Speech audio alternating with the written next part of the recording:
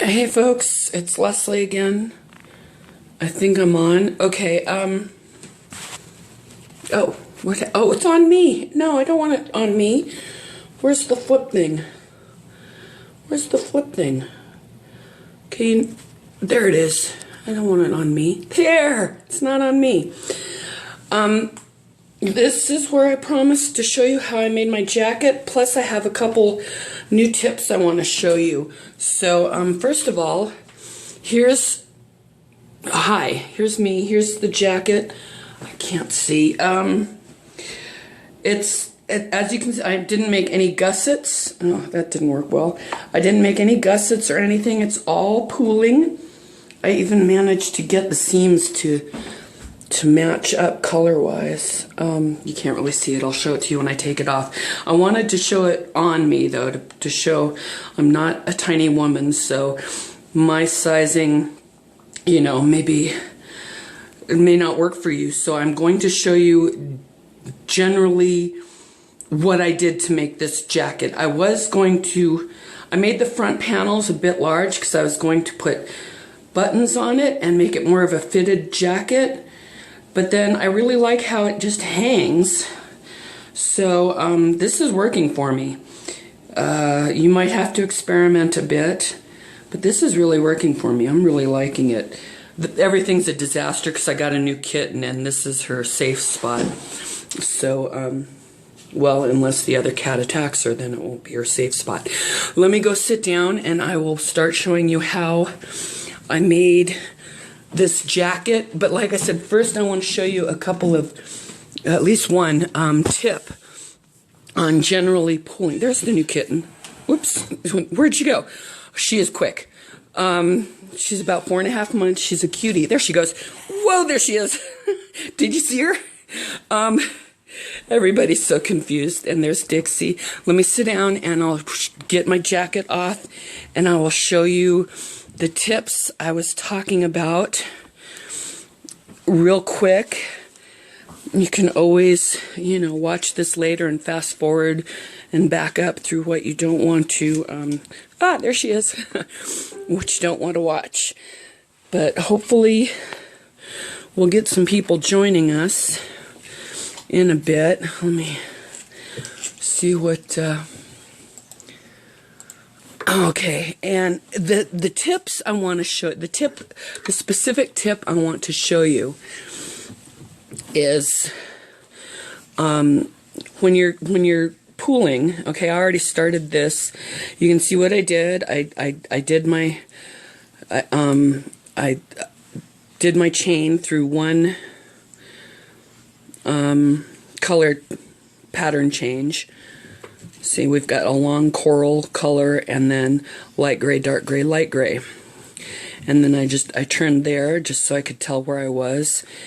So your first row, when you're figuring out your pattern, first row, there's a good chance it's not going to be representative. If you've seen my other videos, you have heard me say this before. For me, anyway, this first row, because it goes around only one strand of the chain, and also because it's on a chain and things on chains always turn out funky, you can tell, see, the stitches are smaller, see, than these later stitches that go around the whole chain. So you need to not worry about that when you're first figuring it out. And just do your pattern stitch, whatever stitch you decided to use, through one repeat of your pattern, and then just short of getting to it. Let me take this out further so you can see what I mean. When you do this first row, just do up to where you're about to start your pattern again, right? But then do, because one more stitch pattern like this, you would take me right up to the beginning of the pattern repeat again. But since you want it to offset, in this case I like to offset to the left. If you want your finished piece a little wider, you can offset to the right, which means at this point you would want to do one extra stitch. So this would be the first stitch of your coral, and then you would turn. And that would offset at one stitch to the right or back, so it would make your finished piece a little wider than it otherwise would be. But I like to do it to the left. So we're up to our pattern repeat, but we want one short because we need it to offset. So we go up, we do our chain 2. Hey everybody, chill. My goodness gracious, at least there's been no attacks yet. Okay, and then here we're starting our pattern again. And this is coming out to be about 6 or 7 corals. And I've been just counting the grays all as a lump. I generally am getting 2 light grays and 3 dark grays, but things can change a little bit, so I'm calling it also 7 grays, and in general. So let's see, I was talking, I wasn't counting. So 1, 2, 3, 4, 5, 6, 7. 1, 2, 3, 4, 5, 6, 7. Oh, I got 8 out of this one. Okay, one more. Okay. Now I'm going to turn here because this is only the second row. Things are still shaking out. But you can see the pattern is already going. I had to stop short because, like I said, these stitches are smaller. So this row is a little more representative of what I'm actually going to get out of this pattern. So this one automatically just started one in because I had to change the total on the row. So let me go another row and see what I get. And then I will show you the little, if you need to count, if for some reason because of the yarn, the way the colors run, or just because of what your nature is, if you need to count rather than eyeball where the stitches are going to go, this might help you out a lot. Hang on, let me see, what did I get here? I got 7. Okay, 1, 2, 3, 4, 5, 6, 7. I got 8 again. See, your tension can really vary. I happen to be using an H hook. I find that works really well for the worsted weight yarns. This is one of the thicker. This is the With Love. So it's a little thicker of a worsted weight yarn, but it's still a worsted weight. So I'll go right to the end. You know what? And that's not going to work because I do not want to start right off because it's supposed to, so I still need to take off one more stitch. So this, you got to shake it down a little bit and see what happens. Okay, so 1, 2, and I'll show you this new tip in just a second.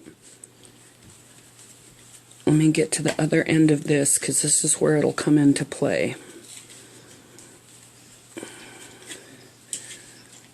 One, 2, 3. Look at that! I got 6 out of that one. So I'm gonna call this half a one, number 7. 1, 2, 3, 4, 5.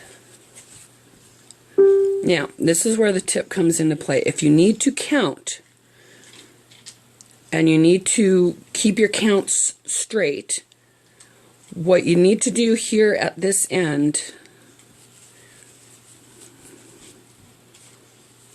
That might even be too much. Okay, see, now this is where you got to fiddle with it and see if it works or not. What were we counting? 1, 2, 3, 4, 5, 6. No, I'm not going to do that. Now, your tail end, because that'll remind you it's loopy, tail equals loopy, is going to be the regular linen stitch where you just, every other stitch, it's very open. And I've mentioned this before in another video. This end I want to be the selvage edge, which means instead of doing a chain 1, single crochet 1, and then chain 2 turn, to keep our count straight, if you have to count, the easiest way I have found to do this is to not chain, to just go ahead and put one in the last stitch. Remember, we're going to take this out anyway, so we're just finding our counts. You count this stitch, okay, so 1, 2, 3, 4, 5, 6, chain 1, or not. I mean, if you prefer not chaining one, that's fine too. But whatever you do, you're going to count this very next stitch. So I keep forgetting what I've counted. 1, 2, 3, 4, 5, 6, 7, 8. Okay? Now we start on our coral again. 1, 2, 3, 4, 5, 6, 7, 1, 2, 3, whoops, 4. Now this is normal. Remember, your chain side is normal, or I shouldn't call it normal, is the open linen stitch. 1, 2, 3, 4. So do it right at the end. Chain 1, count that. 5. Now you're going to count your chain as a stitch this time. This is what then will offset you one stitch. Watch. You count this. 1, 2, 3, 4, 5, 6, 7, 8. See? And then your offset one. 1. You might have to fiddle with your tension a bit to keep it placed right, but see, now I'm over 1. 1, 2, 3, 4, 5, 6, 7. See? 1, 2,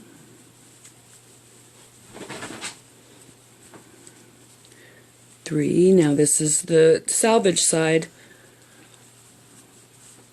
4.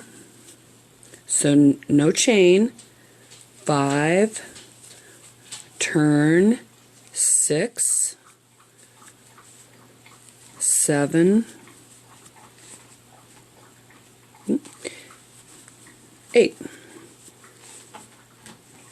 1, 2, 3.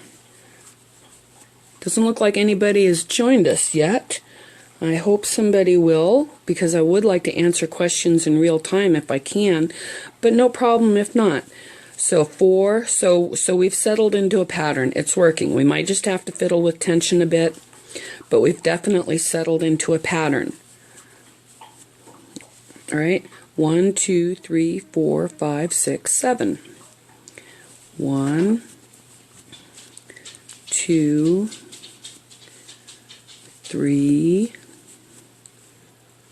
4, 5, and you can even add a chain here if you need to, if things go weird, or if you can't seem to adjust your tension on the fly very well.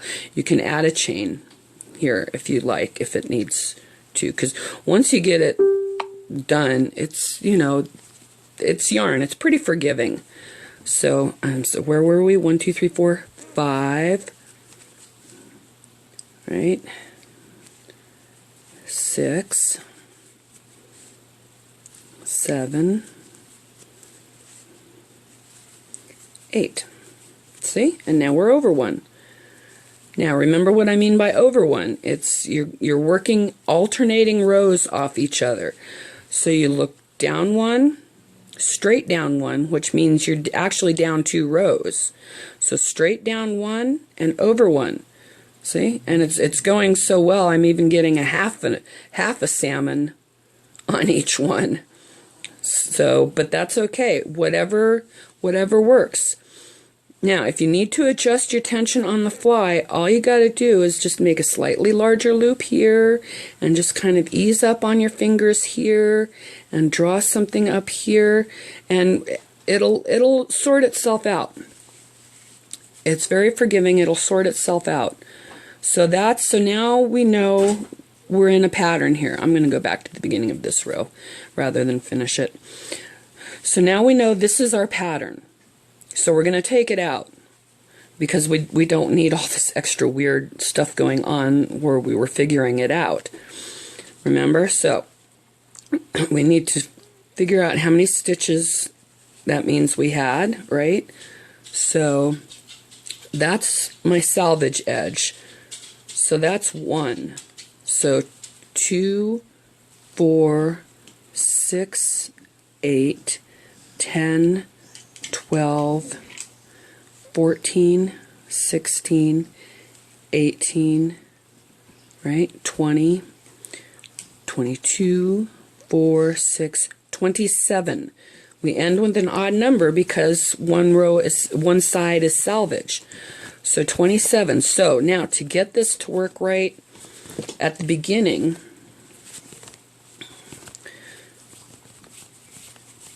okay, 27.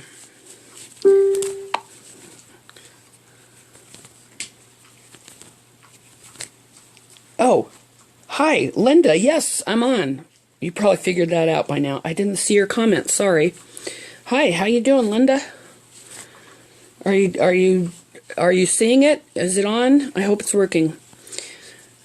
Okay, so now, since this is a repeating pattern, the only reason to start at a color change is just to keep things sorted in your mind. Your pattern will repeat anywhere because it's a cyclical pattern. It will repeat. So we just need 27 stitches. And you don't have to do it particularly loose. 1, 2, 3, 4, 5, 6, 7, 8, 9, 10, 11, 12, 13, 14, 15, 16, 17, 18, 19, 20, 21, 22, 23, 24, 25, 26, 27. And now you need to chain 1 for turning. Okay? And then this end, your tail end is going to be your loopy end, and so this end is going to be your salvage end. So you want to just go ahead and single crochet into the second, like you're normally turning a blanket or whatever, and then go ahead and chain 1 and single crochet. Now remember, these were a little small, so you want to either grab a hook a couple sizes bigger or loosen your tension greatly, okay, so that you get the right number of stitches per color on this first row so that you're set up to work properly. And this happened to start, I didn't mean to do that, it happened to start at the salmon, coral, whatever you want to call it. So 1, 2, 3, 4, 5, 6, and here's 7.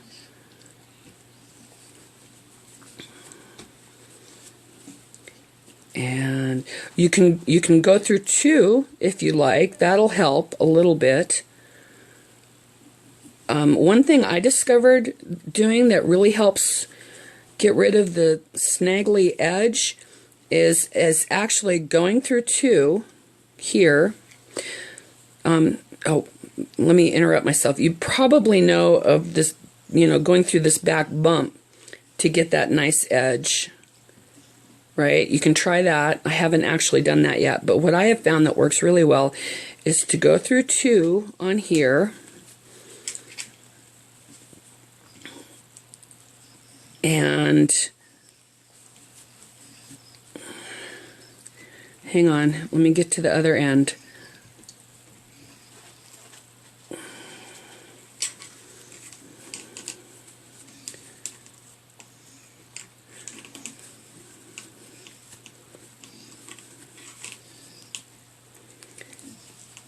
I wanted to give you these last couple of tips before you embark on your jacket journey if you try this, because it might help you. Okay, so I'm going through 2 loops, and it doesn't really work on this end one. 2 strands of the loop. Okay. And then on the second row, I actually go down and pick up 1 strand of the loop. You can see I didn't get this loose enough. If I were really making this, I would go back and loosen those gray stitches, because this should have started with a coral. But I'll just loosen up, and so I go back and grab 1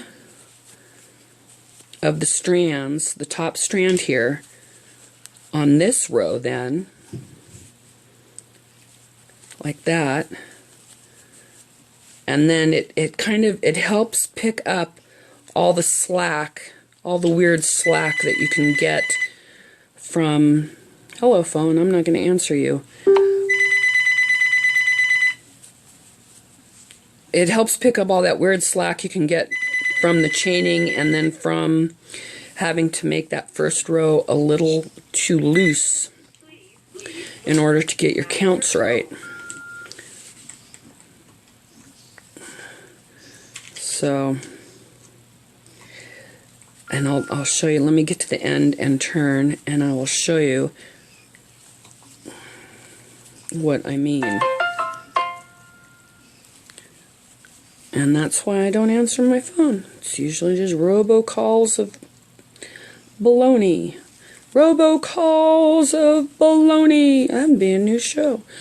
Okay, now this is the end where we have the selvage edge. So remember, we still got to make that one last stitch here in the first stitch. Remember? Okay, and we count that. All right, 1, 2, 3, 4, 5, 6. See, I'm rather off because I didn't loosen up these gray stitches quite enough. But I'm just, so remember, and you go right into the first stitch and then start your pattern. Okay, so that's okay. You know what? I can live with just having started 1 stitch off. If I keep this pattern going, now you just go normally. If I keep this pattern going, it won't matter that it didn't start right on the right edge, because it'll still work. But I'm just going to rip this out anyway, because this is just for demonstration purposes. So you just go right into your linen stitch or whatever other stitch you decided to use. The technique works for however you choose to do it, whatever your yarn pattern is, whatever your hook size is. The technique works. You just have to figure out where your yarn repeats and then work with it. And see that you can kind of tell it makes a little bit of a smoother edge because I went through 2 strands there and then I caught that extra strand here. So it's not as loopy as it can sometimes get on the edge. I have found that I really like that edge a lot. So those are my 2 tips that I wanted to get in before starting the jacket explanation, because you might want to take advantage of them. Doing the 2 strands and then 1 strand catch to prevent the loopiness, and then doing one end selvage and one end open linen stitch, if linen stitch is what you're using. Okay, having that odd number of stitches helps, because then you can count each stitch here, but then count the stitch, the chain, and the stitch here, which then forces your pattern to shift one over because you're counting the chain as a stitch. You see what that does? It kind of moves it out into hyperspace. I'm a sci-fi fan. It's like dragons shifting. I'm sorry, I forget what story that's from, but I hope you're understanding what I'm trying to explain. If not, we can always try this again, and I can try, if we can do this with you guys participating, that would help too. So let me know if a time works well for you, and we can do another live with you actually participating, or we can even IM and try sending photos back and forth. I've had that work with a couple of people. So those were the tips I wanted to show you before getting into the specifics of the jacket. Now the jacket, okay, it's really hard to get specific with a pattern for pooling like this, because obviously your sizing is going to depend on not only what size you need, like your body size, but also how wide your pattern ends up being when you crochet it out. This is a half a pattern repeat right here. I happen to make a scarf first out of it, and I made it only a half a pattern because it was such a small ball of yarn. So I made a half a pattern just to see how wide it was going to be, and then I kind of used that, you know, to like measure, okay, well, I need a half pattern here and there and a whole pattern here and there. So this is a half a pattern, so that would be a whole pattern, say like that. So I really recommend you get an extra ball of yarn and work it up and see how big your size is going to be, because if it makes a scarf that's like, you know, 2 feet wide, and you need to make it in multiples of half a pattern, so you really need to know how wide you end up being. Because what happened was I made the back, let's see, what did I make the back? I should have written this down beforehand. I made the back, see, 1, nope, that's a front. I know I made the front 2. I made the back, I think I made the back 3.5, I'm not sure. 1, 2, 3, yeah, I made the back 3.5 pattern repeats wide. See that? Because that was just what fit me. I'm a big girl. So that's how you need to know what you're working with. So make it up and figure it out. So I made my back 3.5 patterns wide, and then I went up until approximately the armpit area. Okay? And then what I did was I decreased by half pattern on each side. So as you're going, what you can do in order to prevent tails is, oh, that got buried. That shouldn't have gotten buried. What you can do to prevent too many tails is simply get, as you're going along, okay, pretend this is like three patterns wide or so. If you're going along, you can just go across. You can either cut it here and then find the color that would match and start working a half a pattern in, or since it's yarn and rather forgiving, when you seam it up it'll hide, you can just go across until you're a half pattern from the far side, from the other end, right? And then and just turn right in the middle of things. Well, not in the middle, a half a pattern from the end. Just stop. Now this isn't going to work because I'm not counting and this is only one pattern wide anyway. But I hope this helps you get the idea. Go till, okay, this particular yarn for me, it ended up being 6 stitch combos, a chain stitch, a single crochet, chain stitch, single crochet, chain. Okay, so 6 stitch combos per color. Okay, and there were 4 colors, purple, brown, purple, gray. There were 4 colors per pattern, right? So 24, it ended up being 24 stitches for one pattern. So if you want to stop a half a pattern before the end, count in 12 stitches, or whatever a half of your pattern would be. Stop there, and then turn. If you're on your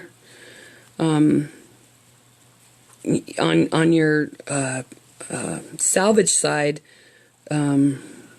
turn by doing your 1 stitch counted, right, and turn, and then make sure that this yarn is falling in pattern with 2 rows below. You might have to adjust this end 1 in or out, but you're going to be close. So, and then just go back across until you are again, because remember on the back you're going to need to armpit both sides. So go back until again you are 12 stitches, or whatever your half pattern repeat is, from the end. And now this is your loopy side. So go ahead and stop at 12 stitches from that end, and turn and continue, right? And make sure your yarn is falling in pattern with 2 rows below it again. Oh, look, it is. That wasn't supposed to work, but it did. It just happened to, because I wasn't counting. That's funny when that happens. Okay? Make sure your yarn is falling in pattern with 2 rows below. And now you have taken off for your armpits on each side. So now just go up. Yep, this is the selvage side. All right. So now just go up however far you need to go to get to the back of your head, wherever you want it to fall on your neck. You want it right up so that it creates a nice shoulder seam. So you want it right at the top of your shoulder, base of your neck area. So it's not going to pull on itself too much when you seam it up and wear it. Okay, so you get what I'm saying here? We've made, okay, see, so we've made our armpits. Well, that should have been more even to make my point. So now we've got our armpits on both sides. Now we just go up the back until we hit where we want our neck to be, and just stop. Okay? And then the sleeve is going to end up doing the same, because you need to come in both sides on the sleeve, and you need to come in a half a pattern each side on the sleeve so that it matches what you did on the back. Okay, so it's going to, and then on the sleeve, once you get your armpit done, I only had to go up about 20 rows because this is pretty squared off. Your shoulder seam is going to be drooping a bit over your shoulder. It's not as fitted as a t-shirt sleeve would be. So this is going to be drooped over your shoulder a bit, so you don't have to go up as far on your sleeve when you get to this point.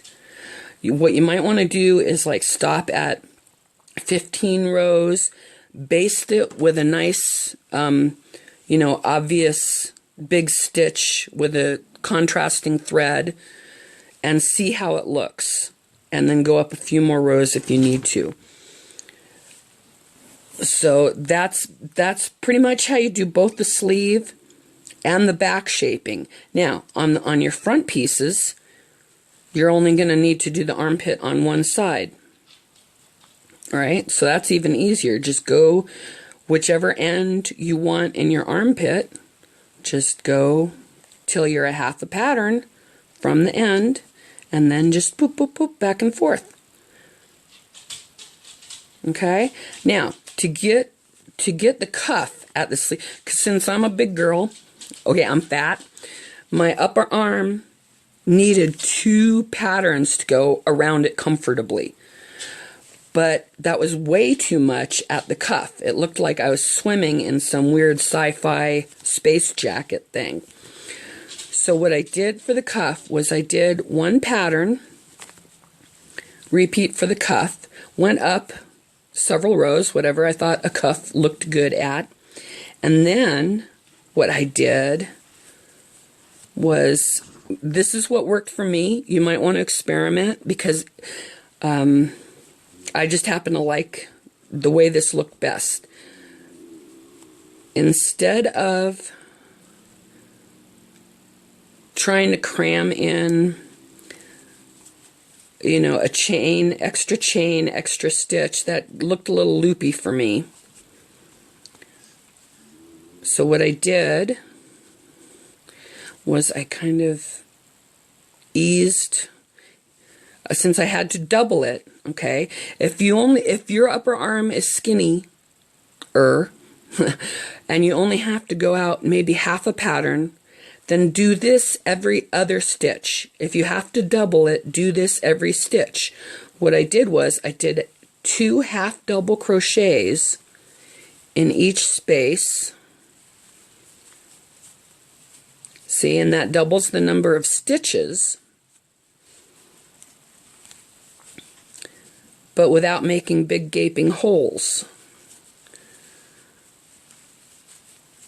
So like I said, if your arm is skinnier, do this every other. Do 1, 2, 1, 2.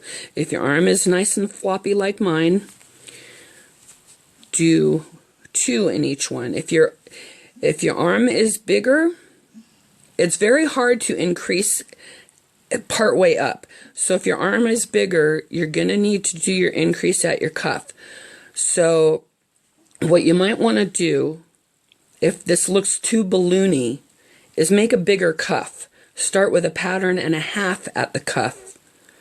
If your upper arm is even bigger, start with a pattern and a half at the cuff. It won't be quite as tight, but it won't look so balloony when you expand it and floppy. So go across, like I said, half double crochets. Experiment with other ways if you want, but I really liked the look of this. It didn't make a big, like I said, a big open looking, you know, holy thing. So go across. Dum da dum da dum da dum da dum.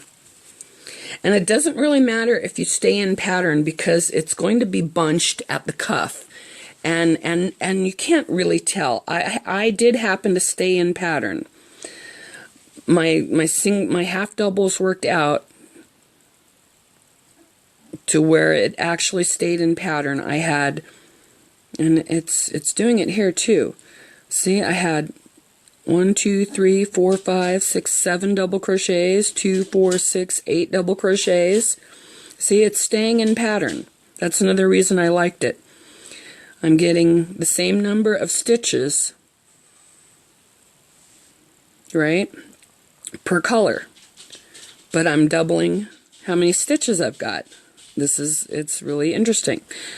Okay, so you get to the end then.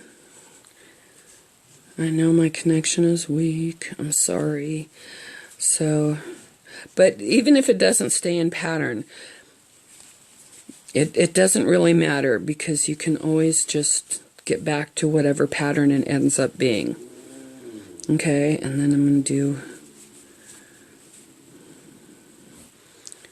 let's see, I need an odd number of stitches. So yeah, so then you just go up And now get back into your single crochet, chain, and then, but make sure you catch each stitch now, and this will finish expanding the stitch count to the right number, because now you need to chain 1 in between each stitch, right?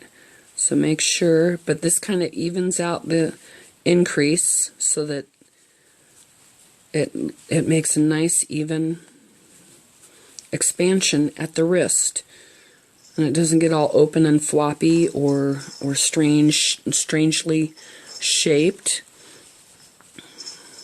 I hope this is making some sense. But so see, I've doubled my stitches,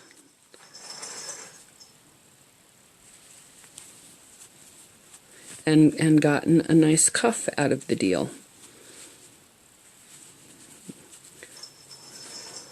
Alright, and you just then you just keep going in pattern. See, we're back in pattern. Okay? And then, so that's really it. You just have to figure out how many patterns, half pattern, it can be worked in a half a pattern repeat. So if you measure yourself out, you know, you put your scarf that you know, your sample bit that you made, okay, and it's, you know, you need a pattern and a half, that'll work. If a full pattern works, it works. If you need 2 pattern repeats, that's good too. So you can work this in half pattern repeats, but changing sizes in the middle of it is going to be boxy, because you have to take off a half a pattern at a time. A half pattern or a full pattern or a pattern and a half, what if you're making something else and you're trying to figure it out. Unless, what you could do is cut the yarn, figure out where the color repeats, and then just join, you know, wherever, but then you'll end up with 10 million ends, and you don't want to do that. So you can take off a half a pattern at a time, but that'll end up a little boxy. So you can't just expand at your elbow gently if, you know, you need more. So what I did, because I actually did need just a tad more in order to, so that I could, you know, reach in my jacket and not feel like I was being constrained, was once I got the sleeve done, you can't really see very well on here, once I got the sleeve bit done, I went, let me do a row just for, whoops, I don't need to chain. Let me just do a quick little row here so I can show you. Once I got the sleeve bit done, in order to stay in proportion, but still add just a tiny bit extra at the actual pit. Since it's going to be in the pit, it won't be seen. It'll mush together when you sew it. It'll, you know, it'll look fine, because you're not going to end up staying in pattern when you do this. But it won't be bad because you're only doing it for a couple of rows, and it's going to be in your pit. So if anybody notices they're a little too close. So what I did was, when I got my sleeve to about the length I wanted it. Hey guys, hey, Oscar,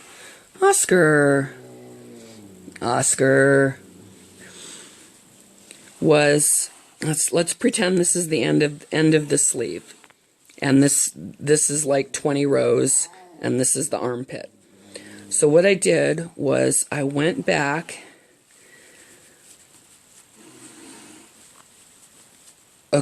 and I added 2 rows. Hey, whoa guys, come on, Oscar, let me try to see if I can prevent blood and carnage over here. Hang on a second, I'm sorry. Oscar, leave her alone. Okay, leave her alone. Okay, that's why I didn't want to do this yesterday. I was afraid you know what would break loose.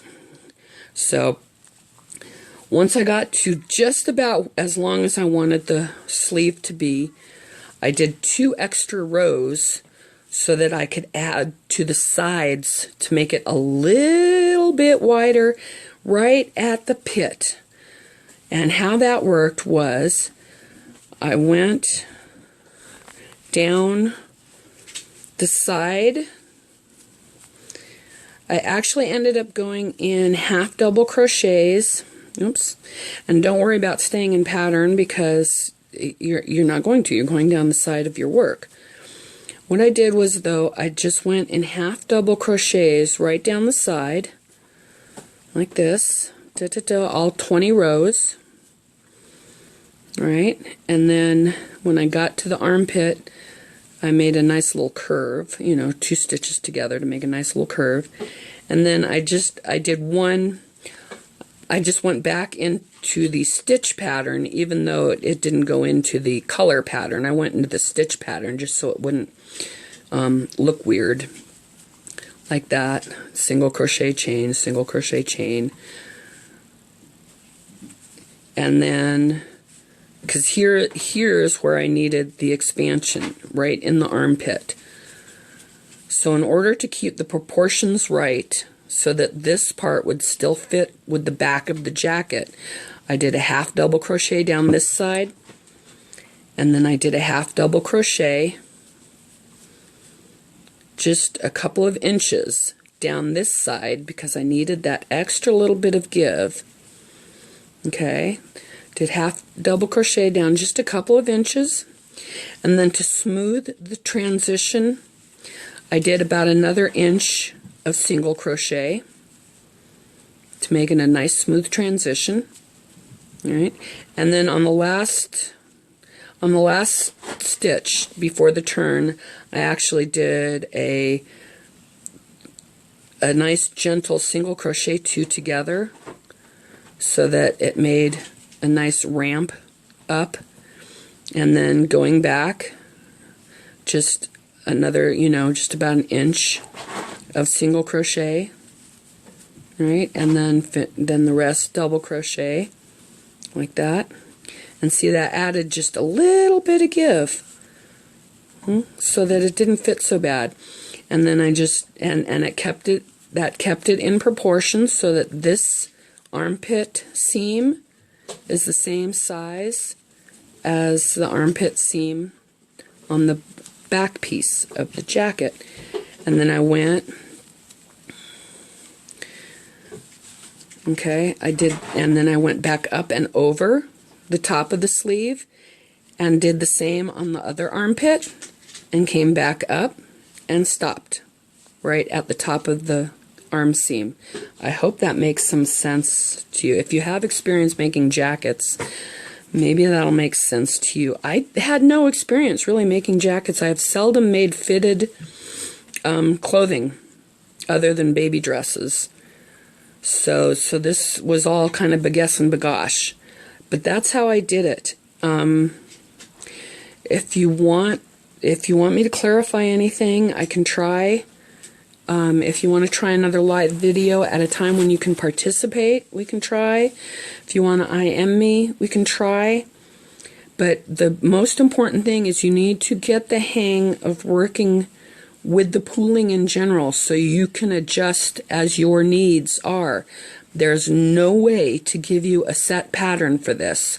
Even if we worked with the same exact yarn, with the same exact hook, and our body sizes are exactly the same, still our tensions might be different enough that my pattern would not work for you.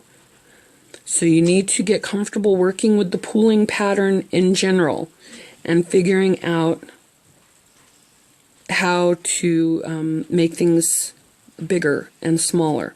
Check my other videos for more tips on making larger items, and hopefully this has given you a clue what I did. Just figure out how many half pattern repeats you need to do, and then when you decrease a half a pattern. It'll be a little boxy, but since this is yarn and the linen stitch, which is a nice flowing, stitch, it gives a nice drape, right? The linen stitch gives a really nice drape. So with this yarn was the Karen Simply Soft Party, by the way. So it's a thinner yarn. So I used an F hook on this one. And the color happens to be Violet Varg, they call it. So, and I used something like 15 skeins of it for this jacket. Oh, I didn't mention the collar. The collar is simply, let's see, number one, it's at the top of the jacket, wherever that went. The collar is just a half a pattern repeat, as long as however long your front panel, back panel, and other front panel happen to get. Okay, you might need to adjust because going sideways, you know, and you're going to attach it on the upright stitches. You're going to attach a sideways collar. So check your gauge and see how many stitches, how many rows you're getting versus how many columns. Okay, what this happened to work for me was I made 10 more rows here than I had stitches here. And as I sewed it together, no, I didn't do that. What I did was, before sewing it together, I did one side edging row where I did 9 stitches and then 2 together, or skipped one. Actually, I skipped one. I did 9 stitches and skipped, or 10, sorry, 10, I said 10. 10 stitches and skipped one. 10 stitches and skipped one. That took those extra 10 off, so that then I had tops of stitches facing each other 1 to 1. And I actually crocheted this together to give it a nice little edge, so it looked a little more tailored. You can whip stitch it, or, you know, join it however you want to. But I wanted to make it so that it would lay down nice and flat and give it a nice tailored look. So that's how I got the jacket. I hope any of that made sense. Once you start going, it might make more sense. If you have more experience with jackets than I did, you might be able to like translate into actual jacket pattern talk and it'll make sense. So hopefully that helped, and I am willing to try to help further if you need it. Happy crocheting, happy hooking, and I would love to see what you make. Feel free to come back to Leslie's Lovelies and post what you've made. I would love to see it. So take care, guys. All right, bye-bye.